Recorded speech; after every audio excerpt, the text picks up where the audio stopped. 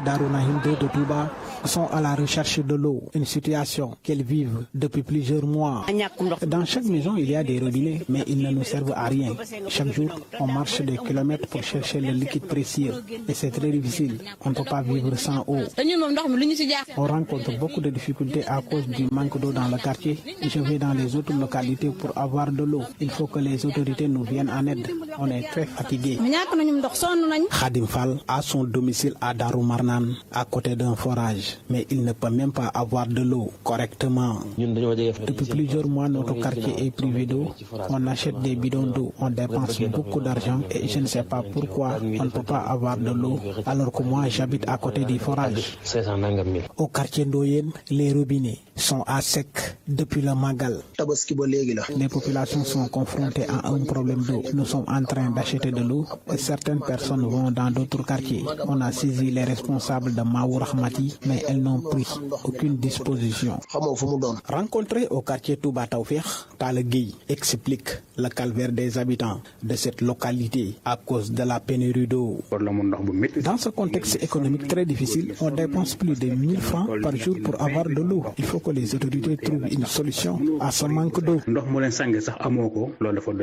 À Touba, plusieurs quartiers sont privés d'eau depuis plusieurs mois. RFM Touba, Pape Mbaye Diaw, la gestion des forages ruraux à Diourbel, le fermier Aquatec adopte une nouvelle stratégie basée sur le solaire. Le premier champ solaire de la région a été installé au village de Réomao. Le maire de la commune de Réfane ne cache pas sa fierté face à cette révolution et demande dans la foulée aux populations de laisser la gestion des forages aux professionnels du secteur. Babacar Diouf. C'est une surface de 60 plaques solaires interconnectées pour faire tourner la machine du forage. Aquatec vise un double objectif. Ansounia Bali, le directeur général. Les moteurs thermiques ont une durée de vie assez limitée. Donc aujourd'hui, la transition énergétique nous permet de satisfaire deux besoins cruciaux. Ces deux besoins sont l'augmentation de la production, mais aussi la sécurisation de la production de l'eau. Le maire de Réfane satisfait loue le professionnel du repreneur. Avoir de l'eau, laissons-leur la gestion de ces forages-là. Si je vous dis qu'aujourd'hui, j'ai payé plus d'une douzaine de pompes qu'on installe dans des puits, alors que dans tous ces villages, il y a des forages, il y a des robinets dans les maisons, mais ils n'ont plus d'eau. Et la solution, ce n'est pas de mettre des pompes dans les anciens puits. La solution, c'est de laisser la gestion de l'eau à des professionnels qui vont nous donner de l'eau. Avec ce programme de solarisation, plus d'une vingtaine de forages ne seront plus inquiétés par les factures de la Sénélec dans la région de Diourbel. Bombay. RFM Babacar Diouf. Babacar Diouf, éducation à présent, construction du lycée de Sandiara. Le projet confié à l'entrepreneur Mbaye Faye a été retiré. Le maire Serigne Gueye Diop dénonce des lenteurs dans l'exécution et décide de confier le dit projet à une autre entreprise. Serigne Gueye Diop, interrogé par Ndeye Matidien. On a un véritable problème ici avec l'attribution des marchés. Vous avez vu que le marché a été attribué à une entreprise qui n'est pas à la hauteur et qui n'a pu finir le chantier qu'à hauteur de 60%, 8 ans après. Ça veut dire tout simplement qu'on doit revoir les critères d'attribution des marchés. Deuxièmement, on voit aussi qu'il n'y a pas eu de contrôle de la part des ministères. Parce qu'il y avait ce contrôle-là, on aurait dû arrêter le marché dès la deuxième année. Donc c'est ça qui fait qu'aujourd'hui nous avons ce retard-là. 8 ans après, on aurait dû former 10 000 élèves, parce que c'est 4 lycées en réalité, pour que vous puissiez bien comprendre. Il y a un lycée de l'industrie, un lycée agricole, il y a un lycée du bâtiment et un lycée de l'hôtellerie. Donc on était censé former 2000 élèves chaque année qui allaient donc faire une formation duale, un jour à l'école et 4 jours dans les usines, ou 4 jours à Sali, dans les hôtels, ou 4 jours dans les fermes agricoles. Et malheureusement, alors j'ai compris que maintenant l'État va prendre en charge, on a déjà viré l'entreprise qui s'en occupait, et maintenant il faut trouver une nouvelle entreprise, lancer un nouveau marché, et j'espère que d'ici un an, cette école va être terminée pour le bonheur des jeunes de Sandiara. Serigne Gueye Diop, le maire de Sandiara, manque de table-banc, effectif pléthorique, déficit d'enseignants entre autres. Certaines écoles de Louga font face à plusieurs difficultés. Parents d'élèves, enseignants et même syndicalistes tous demandent au ministre de tutelle de trouver des solutions à ces problèmes, surtout que son budget ne cesse d'augmenter d'année en année. Nafissatou Ndiaye. Le secrétaire national de l'ORS, Organisation pour le renouveau syndical, est catégorique. Selon Pape Abdoulaye Camara, nombreux sont les établissements scolaires du département de Louga qui sont confrontés à un problème d'accès à l'eau et de dotation en table-banc. Au-delà des abris provisoires, par exemple à Louga, 70% des écoles n'ont pas d'eau courante dans un contexte véritablement d'après-Covid. C'est inacceptable. Il y a aussi les manques de table-banc, de murs de clôture. C'est l'environnement scolaire qu'il faut davantage améliorer. Le déficit d'enseignants est aussi une réalité à Louga. Mamadou Bob, professeur de musique au collège Massamba Siga. Quand le prof de musique gagne un poste, l'école peut rester même pratiquement pendant une décennie sans encore avoir un prof qui va le remplacer à cause d'un manque. Par le recrutement au niveau des professeurs de musique est trop faible. Déjà au niveau de Louga ici, des 2 lycées qu'il y en a, ils n'ont même pas de professeurs de musique. Il y a quand même des écoles comme Massamba Siga Diouf où je suis canadien. Si tu regardes cela, il y a des élèves qui vont faire de la musique de la 6e à la 3e et arriver en seconde, c'est arrêté. Cette mère de famille estime que l'important budget du ministère de l'Éducation nationale devrait servir à apporter des solutions définitives aux nombreuses contraintes auxquelles les élèves font face. L'éducation doit dépasser l'état où nous sommes, que les gens sachent que l'éducation c'est primordial ici au Sénégal. Nous devons tout faire à ce que les enfants qu'ils soient à l'aise aussi à l'école. Le ministère de l'Éducation nationale doit favoriser les écoles qui se trouvent dans les villages et surtout celles du département de Louga, selon nos interlocuteurs. Nafissatou Ndiaye, Louga, Radio Futur Média. RFM, la radio de toute l'actualité. Retour à l'Assemblée nationale où le marathon budgétaire se poursuit. Le ministre de l'Urbanisme face aux députés donc pour défendre son projet de budget. Et en marge de ce face-à-face, notre reporter Salimata a interrogé des parlementaires sur le programme des 100 000 logements. Certains dénoncent des lenteurs et des non-dits. Abdoumbo, le président du groupe parlementaire de la majorité, Benno Bokk Yakaar, se défend. Salimata Aou. C'est le balai des députés sur le pupitre de l'hémicycle. Devant le ministre de l'Urbanisme, la question sur le projet des 100 000 logements revient à chaque fois. Selon la présidente de la commission aménagement du territoire de l'habitat, c'est le désespoir car les réalisations de ce projet sont minimes. Sornaba. C'est triste de voir que jusque-là, on n'a pas encore atteint l'objectif et je ne pense pas qu'on va l'atteindre jusqu'avant les élections puisque le président s'était engagé. C'était son projet.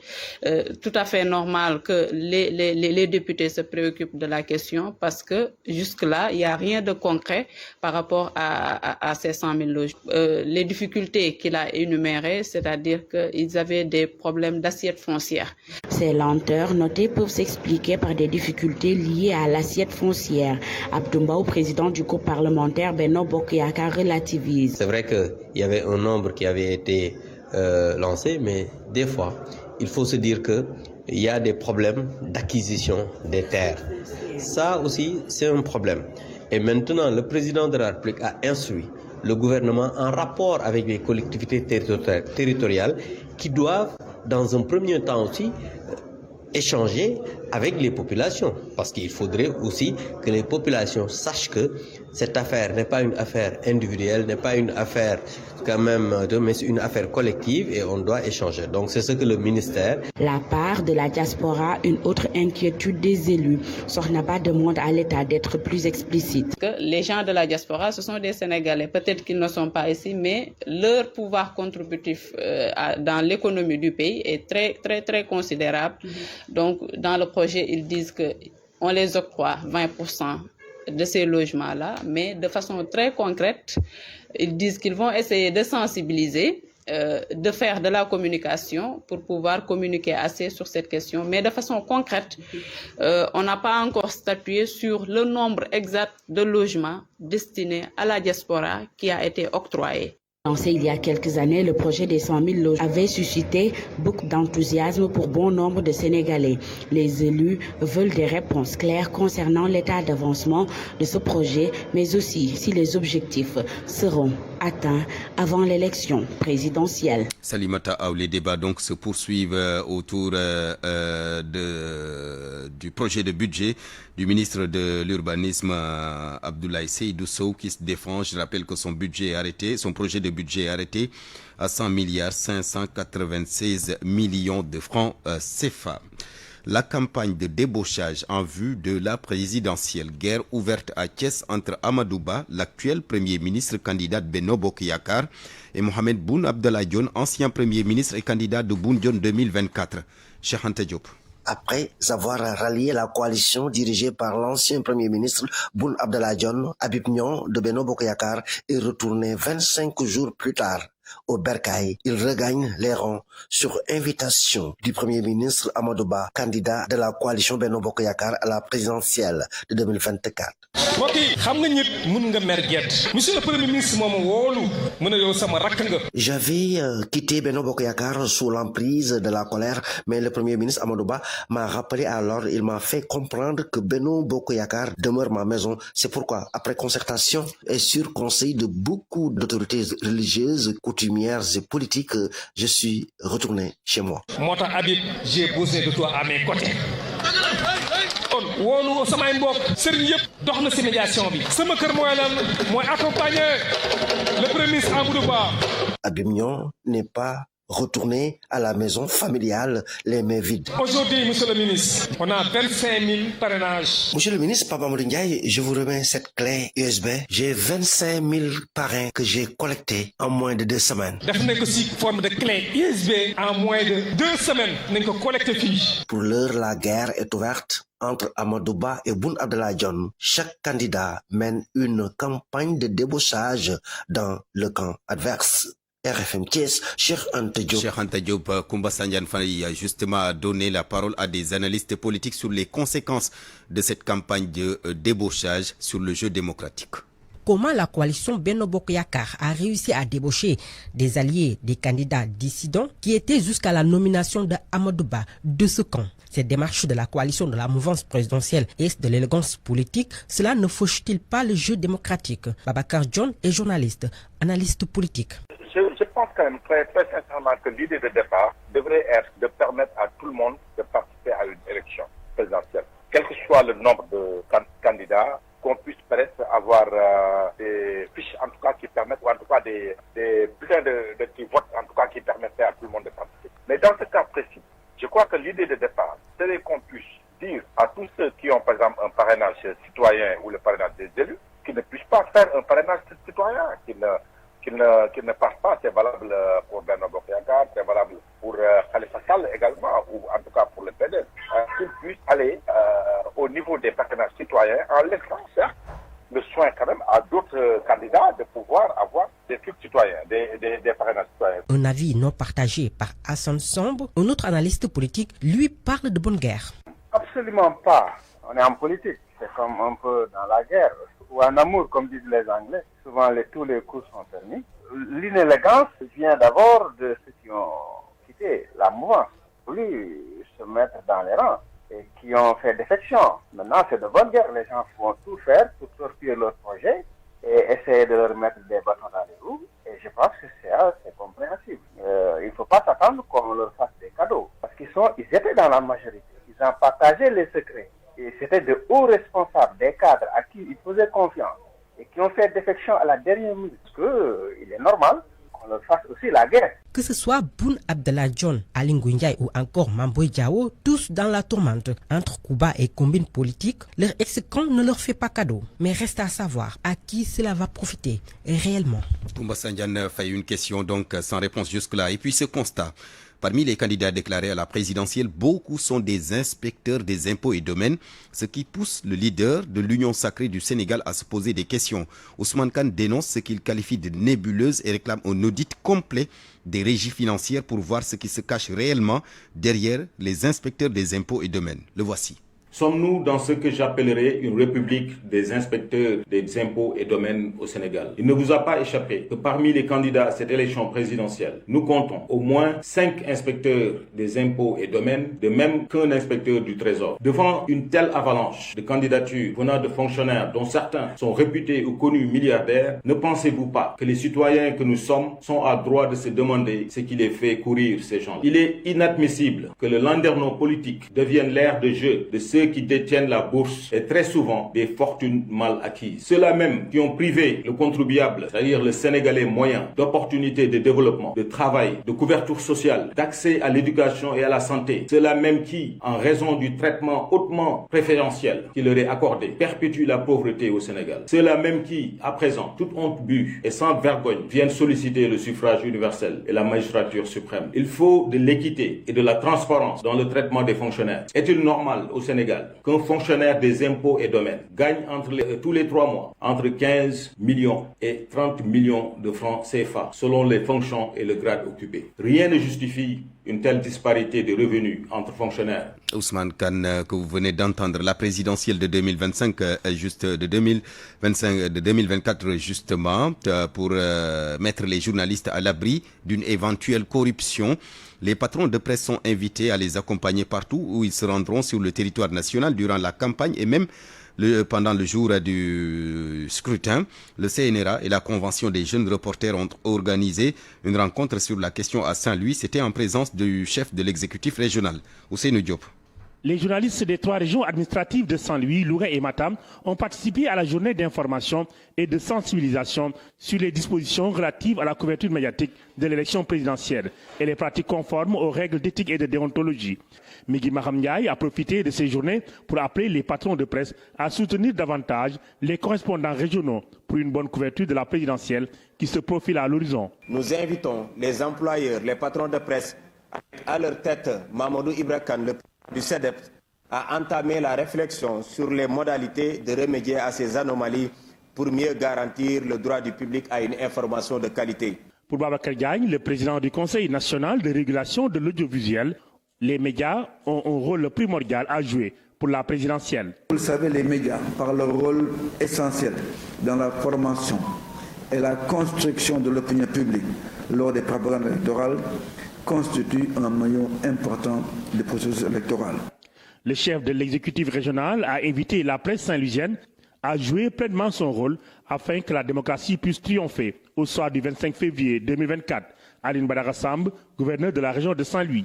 Parce que ce pays est le nôtre et nous ne pourrons le construire qu'avec la participation de tous. Après Saint-Louis, Kaolack va accueillir le 27 novembre prochain la Convention des jeunes reporters et le Conseil national de régulation de l'audiovisuel avec ses séries d'activités d'information et de sensibilisation. Les reporters, surtout ceux des régions, seront bien outillés d'ici le 25 février. Ousseynou Diop, Saint-Louis, RFM. RFM 94.0, la radio en puissance. Je vous l'annonçais en titre, démarrage demain samedi des 16 jours d'activisme contre les violences faites aux femmes. Cette année, l'accent sera mis sur l'autonomie des femmes à travers le thème « Investir pour prévenir les violences à l'égard des femmes et des filles ». Au Sénégal, le taux de violence économique faite aux femmes a fortement augmenté. Anna Rocha. C'est une campagne mondiale initiée par ONU Femmes il y a 32 ans. Le démarrage coïncide avec la Journée internationale pour l'élimination de la violence à l'égard des femmes. Wasso Tunkara est féministe et formatrice en activisme artistique. Et donc l'objectif, en fait, est de sensibiliser le public, mobiliser les gens partout dans le monde pour apporter des changements. Aussi augmenter la pression sur les gouvernants pour qu'ils prennent des mesures appropriées pour éradiquer les violences basées sur le genre. Au Sénégal, ces 16 jours d'activisme ont permis de lever certains tabous. Fatoua Hassamb, militante féministe, partenaire de ONU Femmes dans le cadre de cette campagne, note des avancées significatives. Cette campagne permet au moins de visibiliser les violences que les femmes subissent. Et ici au Sénégal, nous sommes dans une société de Soutoura où les survivants ne s'expriment pas. Mais depuis 30 ans, aujourd'hui, on peut noter que les sujets relatifs aux violences deviennent de moins en moins tabous et que aussi sur le plan juridique, on a noté de nouvelles lois, même si leur application font défaut. Selon l'Organisation mondiale de la santé, jusqu'à l'année dernière, 27% des femmes âgées entre 15 et 49 ans ont subi des violences physiques depuis l'âge de 15 ans. Et à côté de ces violences physiques, les violences économiques prennent de plus en plus de place. Wasso Tunkara. Parce que j'ai écouté ce matin la directrice de la famille, elle est revenue un peu sur les différents types de violences qu'elles ont pu recenser à travers la ligne 116. On se rend compte que le Sénégal a un fort taux de violence économique. Et donc pour moi, en parlant de violence économique, investir sur les femmes reviendrait à les accompagner à ce qu'elles puissent bénéficier de formations professionnelles, qu'elles puissent vraiment bénéficier de crédits carrément qui leur permettent de réaliser de grandes choses comme les hommes le font. D'où cet appel de Fatou Ouaha-Samb pour une prise de conscience collective. Cette campagne est un rappel à l'action et un rappel que la violence contre les femmes et les filles est la violation des droits humains la plus répandue dans le monde et ça nécessite l'implication de tout le monde. Cette campagne prend fin le 10 décembre, date de célébration de la Journée internationale des droits humains. RFM. L'actualité internationale.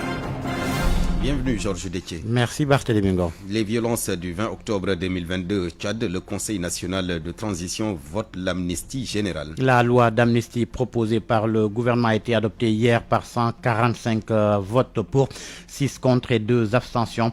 Le texte couvre les participants aux violences du 20 octobre 2022, civils ou militaires, déjà poursuivis ou non. Ces violences ont fait 73 morts selon le gouvernement, au moins 128 si l'on se fie à la Ligue tchadienne des droits de l'homme. Le projet d'amnistie est issu de l'accord signé fin octobre à Kinshasa avec l'opposant Succès Masra.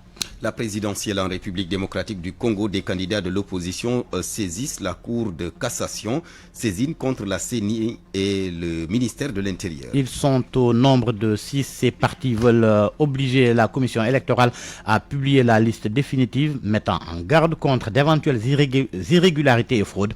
Rokhaya Samb. Les candidats dont Martin Fayulu, principal candidat de l'opposition, et Denise Mukwege, gynécologue lauréat du prix Nobel de la paix, qui se présente pour la première fois, ont allégué des irrégularités intentionnelles de la part de la commission qui remet en question la fiabilité des listes électorales. Les 6 candidats ont déclaré jeudi que la publication de la liste électorale, comme stipulé par la loi, donnerait suffisamment de temps pour résoudre les problèmes et permettrait aux électeurs de savoir où ils voteront. Martin Fayulu a affirmé qu'ils ne savent pas combien d'électeurs figurent sur la liste électorale définitive. À son avis, l'opacité autour du processus d'inscription était intentionnelle afin de favoriser la coalition au pouvoir du président Tshisekedi. Fayulu, arrivé 2e lors de l'élection présidentielle contestée de 2018 qu'il prétendait avoir remportée, a déclaré dans une interview que la liste électorale actuelle n'était pas fiable. Un porte-parole de la Commission électorale nationale du Congo a refusé de commenter la sorte de l'opposition. Le chef de la commission électorale avait apparemment rejeté ces accusations. Il avait déclaré en octobre dernier que la commission veillerait à ce que les élections soient libres et équitables. Selon la CENI, plus de 4 millions d'électeurs étaient inscrits sur la liste provisoire. La semaine dernière, dans un communiqué, les États-Unis avaient demandé à la CENI de veiller à ce que les listes définitives d'inscription des électeurs soient accessibles et sans délai.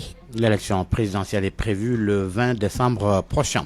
Aux Comores, la Cour suprême a approuvé hier la décision du président sortant, Azali Assoumani, de briguer un nouveau mandat. Assoumani est arrivé au pouvoir en 1999 lors d'un coup d'État. Depuis, il a remporté 3 élections lors du scrutin prévu le 14 janvier prochain. Il va affronter 9 adversaires dont les candidatures ont été approuvées par la Cour suprême. En Afrique du Sud, Oscar Pistorius bénéficie d'une liberté conditionnelle. L'ex-athlète paralympique avait été condamné en 2019 à 13 ans et 5 mois de réclusion pour le meurtre de sa petite amie en 2013. Sa précédente demande de libération conditionnelle en mars dernier avait été refusée. La guerre au Proche-Orient, trêve respectée à Gaza. Une trêve de 4 jours, elle est entrée en vigueur ce matin et doit être suivie par la libération cet après-midi de 13 otages détenus par le Hamas. Israël va libérer 24 femmes et 15 adolescents. La trêve devrait également permettre une augmentation de l'aide humanitaire dans le sud de la bande de Gaza. Merci beaucoup Georges Détier. Parole aux auditeurs. L'actualité, qu'en pensez-vous? Moi, je pense que vous devez. Réagissez dans nos éditions d'information sur l'actualité. Bonjour. Du lundi au vendredi, vous avez la parole sur RFM. Point de vue, débat sur la campagne de commercialisation de l'arachide. Le prétexte, c'est le conseil interministériel qui se tient cet après-midi sur la dite campagne. Pour en parler, nous serons avec Aliou Dia, le leader de Force Paysanne, et Habib Thiam, président du collectif des producteurs et exportateurs de graines d'arachide Copega. RFM Sport. Bienvenue Malal. Merci Barthélémy. La Ligue, on joue la 5e journée ce week-end. Avec ces matchs prévus demain samedi, Teungueth FC contre Dakar Sacré-Cœur.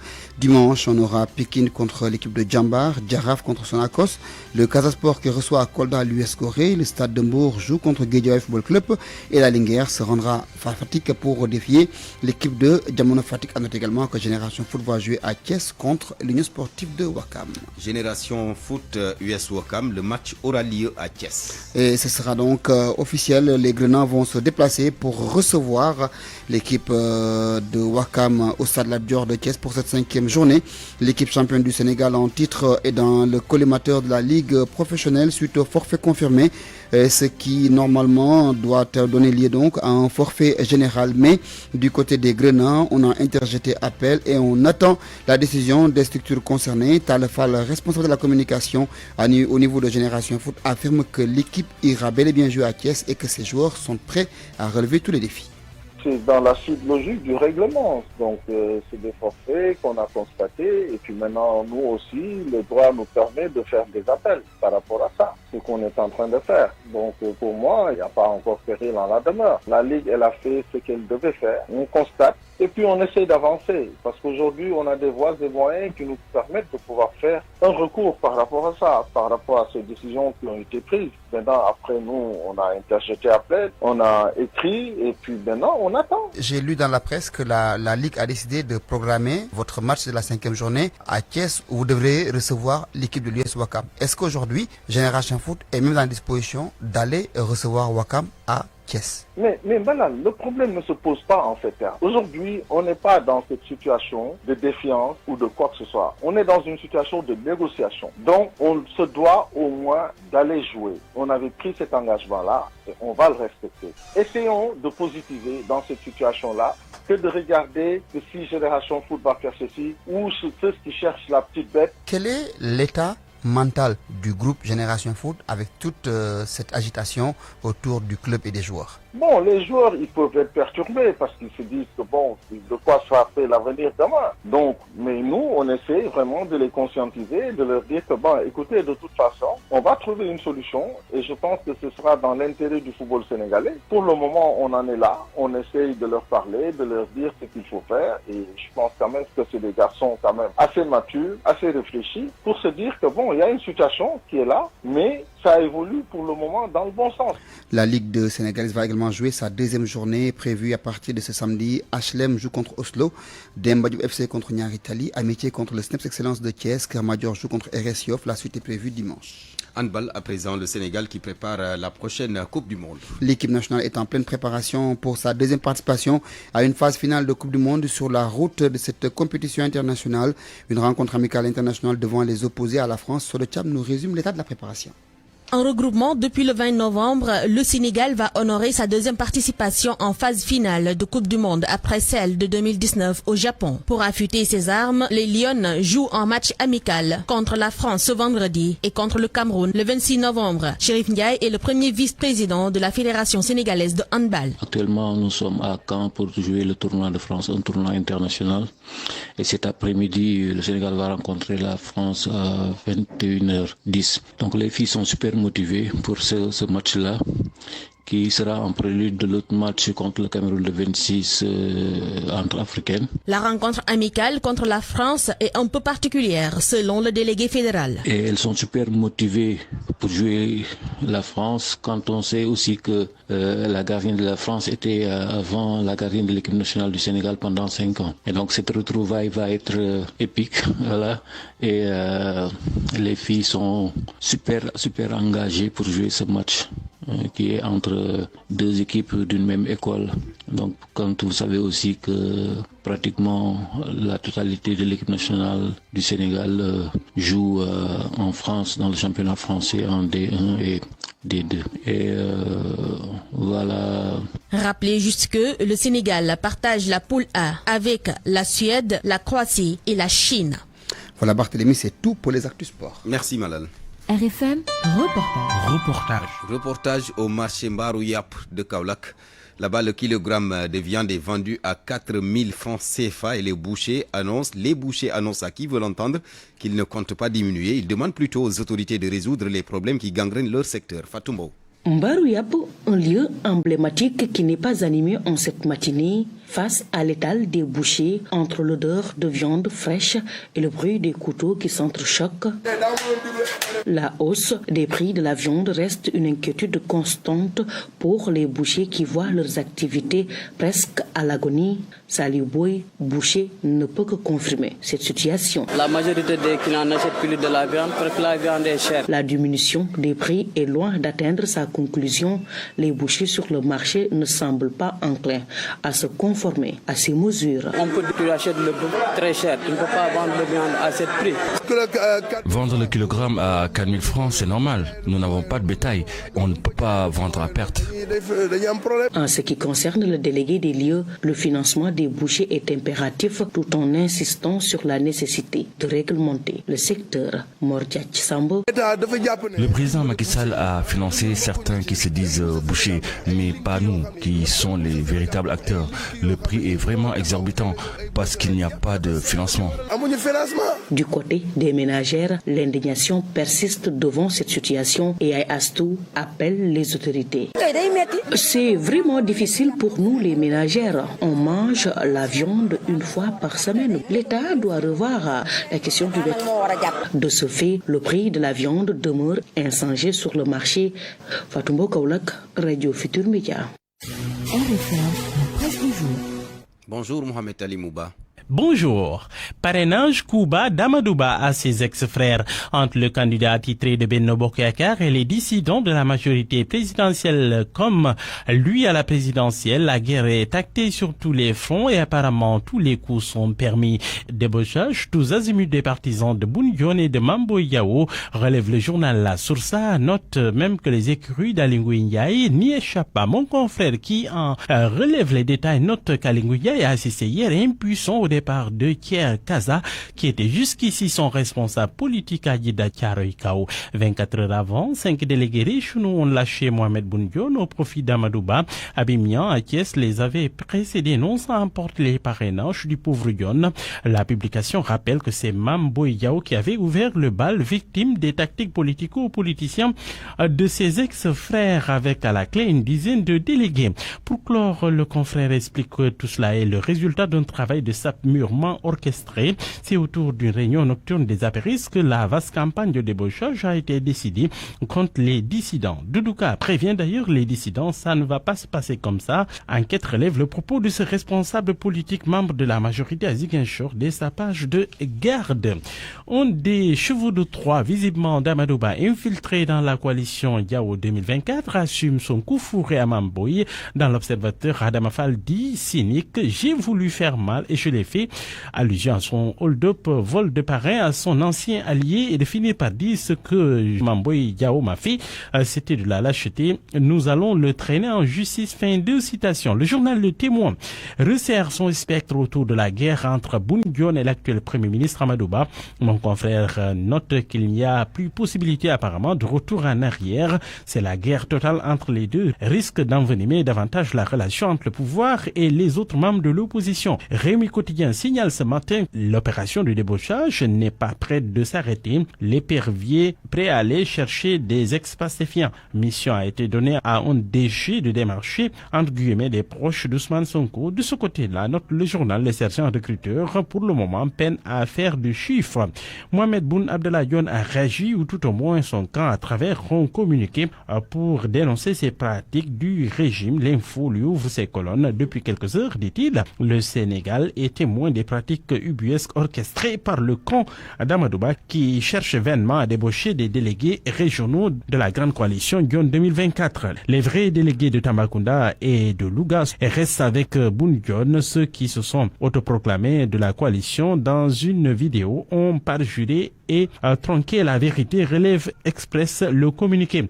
Le journal Enquête pointe son curseur sur la nouvelle tactique de Pastef pour arriver au pouvoir. Le journal relève que Ousmane Sonko est passé du gatsa-gatsa à la réelle politique. Plus réaliste, Ex-Pastef a franchi de braquet pour espérer desserrer les taux de l'État du Sénégal. Et Amadouba de Ex-Pastef l'assume. Le combat contre Macky Sall, dit-il, ce n'est plus un combat de la force. L'analyste politique Mamadou Sy Albert, interrogé par la publication, soutient que les actions d'Ousmane Sonko dans le passé étaient liées à un contexte de procès d'Adji Sarr. Dans le même sillage, Ex-Pastef qui continue sur la ligne légaliste promet d'envoyer une nouvelle citation au directeur général des élections Tiendela Fall.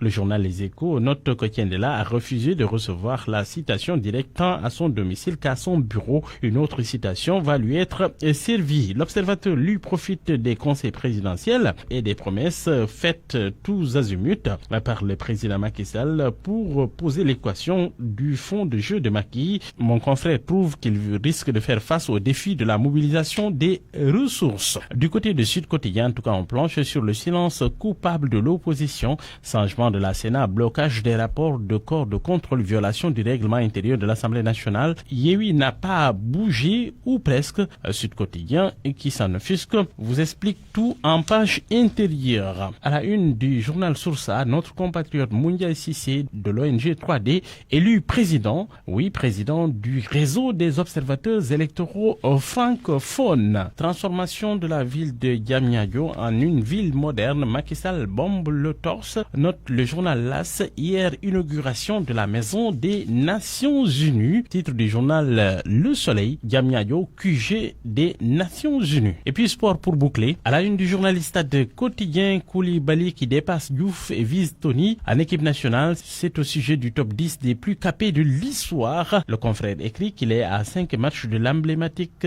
gardien des Lions. Le binational le plus capé donc de l'histoire. Dans le journal Stade quotidien, toujours Jacobs et Crépin défient l'ogre PSG ce vendredi. Mané pour débloquer son compteur du côté de l'Arabie Saoudite. Sayo donc bloqué à 6 buts jusque-là. Le challenge défensif des Monégasques face à Mbappé à suivre. Bonne nuit à tous. Parole aux auditeurs. L'actualité, qu'en pensez-vous? Merci à Mohamed Ali Mouba. Point de vue. À présent, le débat sur la campagne de commercialisation de l'arachide. Le prétexte, c'est le conseil interministériel qui se tient cet après-midi. Donc, sur la dite campagne, pour en parler, nous sommes avec Aliou Dia. Monsieur Dia, bonjour. Bonjour. Leader de Force Paysanne. Vous êtes toujours le porte-parole de la Commission nationale de suivi de la campagne agricole, c'est bien ça? Tout à fait. Merci, Monsieur Dia. Notre deuxième intervenant, Habib Thiam. Monsieur Thiam, bonjour. Monsieur. Voilà, vous êtes le président du collectif des producteurs et exportateurs de graines d'arachide COPEGA.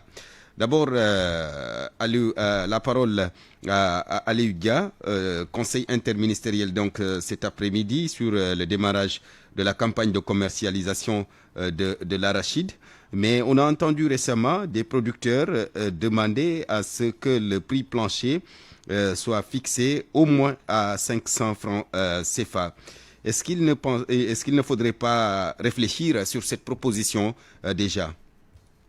Eh bien, nous nous réjouissons d'abord et remercions le Tout-Puissant de nous avoir accordé une bonne production d'arachide, raison pour laquelle une bonne campagne doit être bien organisée, ce qui est déjà fait, parce que les acteurs déjà se sont retrouvés, et ces acteurs, il faut savoir que ce ne sont pas seulement des dirigeants de plateformes agricoles ou bien des présidents de collectifs comme mon ami et frère Habib Thiam que je salue au passage, mais nous sommes également des paysans.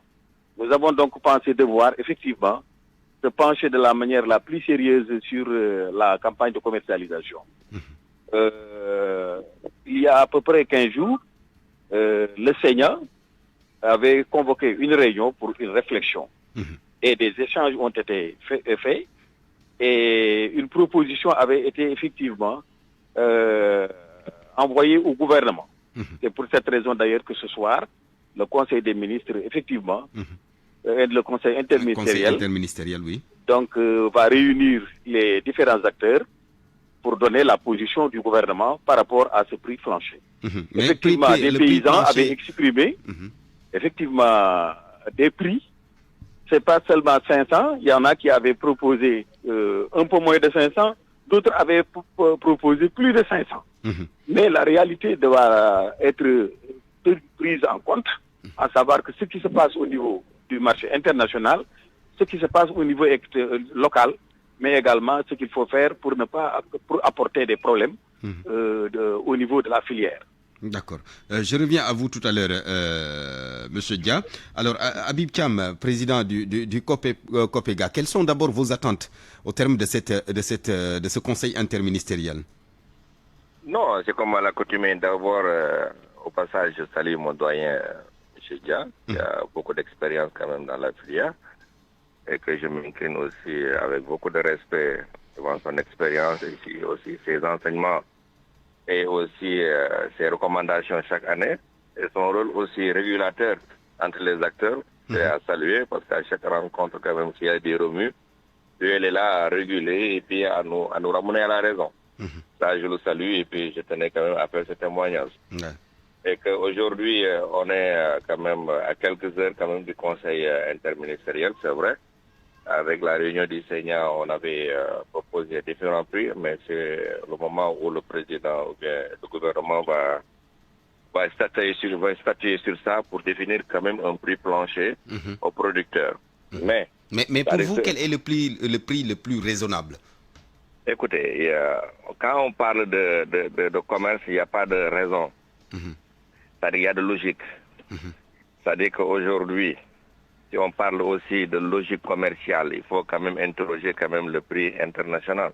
Parce que si nous exportons l'arachide, c'est par rapport à l'international. Il y a aussi la bourse qu'il faut suivre aussi pour réguler, pour que les graines d'arachide soient compétitifs sur le plan international, tant que sur le plan national. Même pour les huiliers aussi qui font la structuration, il y a la bourse quand même de l'huile brute. Compte tenu de tout cela, je pense que le gouvernement il est assez outillé quand même pour avoir le niveau des prix sur le plan mondial et que favoriser aussi un prix aux producteurs assez rémunérateur qui peut quand même être compétitif sur le plan international, c'est ce qu'on attend du gouvernement. D'accord. Avec nos orientations, nos conseils et puis notre aussi volonté d'aller dans le même sens que le gouvernement pour fournir aux producteurs un prix rémunérateur pour que tout le monde puisse acheter et aller en campagne. D'accord. On a entendu récemment le chef de l'État dire qu'il faut ouvrir le marché aux Chinois, même si certains producteurs, certains dénoncent un peu cette présence des Chinois. Quelle est votre position là-dessus? Ouvrir le marché aux Chinois ou bien tout simplement laisser la Sonacos gérer les arachides? Non, je vous rappelle une date symbolique pour le Sénégal, c'était le 3 septembre 2014. Et le jour où le président de la République a décroché le protocole entre le Sénégal et la Chine, c'était pas évident du tout. Et il y avait beaucoup de chefs d'État, beaucoup de pays aussi qui voulaient quand même ce protocole et que le président a eu finalement ce protocole, compte tenu quand même de sa bravoure et de sa prouesse et de son amour envers le monde rural. Et que les Chinois, depuis lors, sont toujours là. C'est-à-dire que ce n'est pas un marché qui est fermé aux Chinois. Pour réouvrir ce marché, c'est déjà ouvert. Et que maintenant, d'un commun accord, chaque campagne, on essaie quand même, sous le contrôle de M. Dia, notre doyen, on essaie quand même d'organiser une campagne équilibrée et que tout le monde puisse acheter ça. C'est des compromis qu'on trouve au sein même des acteurs pour doser et puis analyser la situation de telle sorte que pour préserver d'abord les semences et que les huiliers puissent acheter et qu'on puisse exporter. Mais tout ça dans ce cadre et que le producteur d'abord ait un prix rémunérateur. Je pense que c'est ça quand même la grande préoccupation du gouvernement et du président de la République. Je pense qu'on va aller dans ce sens. D'accord. Alors, Monsieur Dia, c'est vrai que les Chinois sont toujours là, mais est-ce qu'il ne faudrait pas penser à bien les organiser pour ne pas en tout cas pénaliser les OPS, les opérateurs privés stockeurs, mais également compromettre le capital semencier? Eh bien, je félicite M. Habib Thiam de l'analyse pertinente qu'il vient de faire. Parce qu'en termes de commerce, il ne s'agit pas effectivement de raison, mais de logique. Nous devons tenir compte effectivement du marché international. Nous devons tenir compte également du marché local, en tenant compte que la filière arachidière, c'est une filière stratégique pour le Sénégal. on ne doit pas toujours donc essayer de spéculer. Il faut donc savoir que le prix raisonnable proposé aujourd'hui par le Sénat, le gouvernement certainement tiendra compte. S'il faudra maintenant améliorer, certainement, comme il l'a dit, le président Macky Sall a beaucoup fait dans l'agriculture. Mais quel est le prix qui a été proposé par le Sénat? Eh bien, je garde la primeur au gouvernement, qui va dans 3 heures nous rencontrer. Et donc, la proposition avait été envoyée auprès du ministre de l'Éducation, du ministre de l'Agriculture. C'est lui-même qui va porter ça au niveau du gouvernement, comme il l'a fait en Conseil des ministres. Et maintenant, le Premier ministre va trancher ce soir. Donc, vous nous permettrez effectivement de garder la primeur pour le Premier ministre. D'accord. Cependant, il faut savoir qu'on ne peut pas organiser de commercialisation sans vraiment les Chinois. Ce n'est pas possible. Parce que la production qui est estimée aujourd'hui à un peu plus de 1 500 000 tonnes, si on prend maintenant la consommation locale, si on prend les semences, ce que les huiliers doivent organiser, il y aura un gap et ce gap ne peut être utilisé et ne peut être exploité que par les exportateurs. Cependant, nous allons nous organiser de sorte que les semences seront notre priorité. Mais si toutefois on règle le problème des semences, on va permettre aux huiliers de pouvoir avoir de quoi faire fonctionner leurs usines et permettre effectivement à l'exportation aussi de pouvoir effectivement jouer leur rôle. Et je crois que nous avons des gens très avertis, comme Habib Thiam, d'autres qui sont également, comme Phénopsipé, les Moudfal, pour qui s'occupent des semences. Nous avons également les huiliers qui certainement vont suivre le marché. Le prix plancher, ça protège effectivement le producteur, comme Habib Thiam l'a dit, parce que ça va permettre de fixer un prix en deçà duquel personne n'a le droit d'acheter. D'accord, je reste avec vous, M. Dia. La production cette année est estimée à 1 500 000 tonnes, vous avez dit. Voilà. Mais aujourd'hui, pratiquement, le constat est que les OPS souvent ne respectent plus les points de vente officiels. Les SECO pratiquement n'existent plus. Cela n'est-il pas à l'origine de la mauvaise qualité des semences, souvent décriée par les paysans? Eh bien, souvent, à chaque fois qu'on crie les mauvaises semences, pendant la production, on dit qu'on a une bonne production. Ça veut dire que les semences ne sont pas vraiment de la qualité dont crient certains. Parce que c'est ces semences qui sont qualifiées de mauvaises et produisent vraiment des productions de plus de 1 500 000 tonnes. Donc là, il y a lieu de féliciter les OPS qui fournissent ces semences parce que quelle que soit la situation, ils se débrouillent pour que des paysans disposent de semences après les efforts du gouvernement. Ce problème maintenant, je crois, est un peu dépassé. Maintenant, avec les 1 500 000, effectivement, je crois que les semences qui étaient également servies dans des programmes, ces programmes nous permettront d'avoir effectivement un suivi pour savoir maintenant ce qui est R1, ce qui est R2, ce qui doit aller à l'usine. C'est pourquoi même souvent on propose à ce qu'il y ait une commercialisation, comme disent d'autres, à double vitesse. À 2 vitesses, il y a mon ami Moustapha Sille qui dit qu'il ne veut pas entendre à 2 vitesses, et c'est normal. Il faudrait que dès le départ, qu'on permette aux semenciers de voir de bonne qualité, de bonne quantité, mais permettre également aux huiliers, et enfin maintenant permettre aux amis de M. Habib Thiam de pouvoir effectivement également agir pour régler le problème du gap qui risque de rester entre les mains des producteurs. D'accord. Merci beaucoup Aliou Dia, leader de Force Paysanne, porte-parole de la Commission nationale de suivi de la campagne agricole. Monsieur Thiam, je termine avec vous. Aujourd'hui, l'inquiétude des paysans demeure justement sur le capital semencier avec la présence des Chinois, les huiliers aussi, qui émettent les mêmes craintes. Qu'est-ce qu'il y a lieu de faire? Est-ce qu'il ne faudrait pas organiser tout cela pour ne pas qu'on se retrouve dans une situation vraiment inattendu? Moi, je pense que la problématique des semences, c'est un faux débat. Parce le doyen il a dit tout à l'heure, à chaque fois on parle de problématique de semences et à chaque année la production augmente. D'où viennent ces semences? Donc, il y a une analyse logique qu'on doit faire. C'est-à-dire que les semences, on dit qu'il n'y a pas de semences et qu'il n'y a pas de bonne qualité de semences et que la production augmente d'année en année. Mais il faut être raisonnable, être juste, être sincère. Maintenant, ce qui est des semences certifiées, il y a un canal que le ministère doit quand même aménager pour que le canal des semences certifiées ne soit pas mélangé du canal de la commercialisation. Ça, c'est un travail technique que le ministère doit faire. Et chercher aussi des champions dans la production et dans la multiplication de semences, les encadrer, les subventionner pour qu'il y ait un marché de semences spécifique et qui est différent du marché de la commercialisation. C'est ça qu'il faut réussir. Et une fois que c'est réussi, je pense qu'il y aura un marché typiquement pour les semences qu'on peut même exporter dans la sous-région et un autre marché pour la commercialisation. Là, je ne parle pas quand même pour parler. Je pense que c'est une étude qu'on doit faire et que c'est faisable. Mais maintenant, ce qu'on fait avec la distribution des semences, qui il veut est distributeur de semences, je pense qu'il faut atteindre le secteur de la distribution des semences et de la multiplication des semences pour pouvoir aller dans un sens d'organisation beaucoup plus cohérent et beaucoup plus aussi clair. D'accord. C'est pour cela que nous, à notre niveau, on n'a pas de problème pour ça. Parce que les gens, ils parlent, mais je pense qu'il faut quand même une réflexion approfondie pour pouvoir résoudre ce problème définitivement.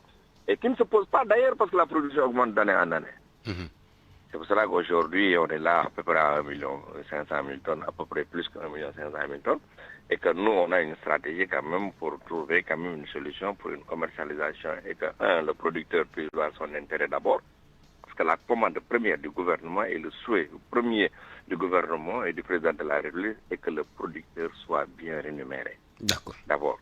Et ensuite, les semences dont il parle, parce que qui dit État aussi a un rôle régalien de subventionner et d'accompagner le producteur. Il n'y a pas de souci pour les semences. Et les huiliers aussi, ils sont comme nous, c'est des privés. Et le gouvernement aussi, la Sonacos, c'est public, c'est parapublic, mais il doit quand même aller dans le sens de bien rémunérer le producteur. Parce que s'il n'y a pas de compétitivité sur le marché, le producteur ne sera pas bien rémunéré. Il y aura un prix plancher, c'est vrai, mais si cette compétitivité est créée sur le marché local et sur le terrain, je pense que c'est là où l'intérêt quand même du producteur pour pouvoir avoir l'embarras au choix et que les gens ils vont compétir sur le marché de manière loyale pour pouvoir quand même offrir au meilleur prix le producteur qui va en bénéficier. Je pense que ça, c'est le défi. C'est l'objectif quand même de tout le monde, y compris les huiliers. Je pense qu'il faut aller dans ce sens. Et que cette campagne à 2 temps là, je pense que c'est pas pertinent. Parce que si quand même on fait une campagne à 2 temps, cette compétitivité qu'on veut créer sur le terrain, ça va faire défaut.